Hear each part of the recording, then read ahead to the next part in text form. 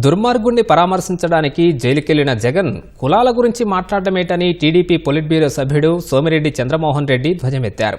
Jagan వ్యాఖ్యల్ని YCP నేతలు కూడా సమర్థించరని అన్నారు. జగన్మోహన్ రెడ్డి ఈరోజు దుర్మార్గుణ్ణి పరామర్శించడానికి పోయినాడు.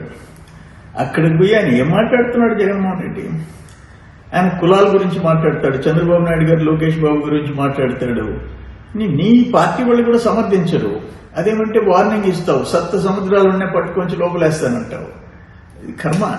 నేను ఒక సలహా చెప్తా.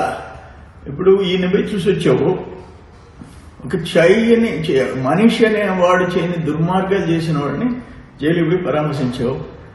అక్కడ మీ తల్లి పైన మీ చెల్లి పుట్టక పైన చేసిన సోషల్ మీడియాలో వ్యాఖ్యలు చేసిన పోస్టింగ్లు పెట్టినవాడు జైల్లో ఉన్నాడు. ఆయన కూడా పోయి పరామర్శించరా, ఒక పని అయిపోద్ది. ఆ పని చేయి, నువ్వు మంచి పేరు వస్తుంది నీకు.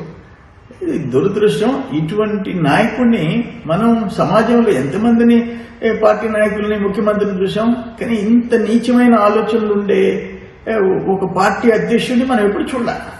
అన్ఫార్చునేట్.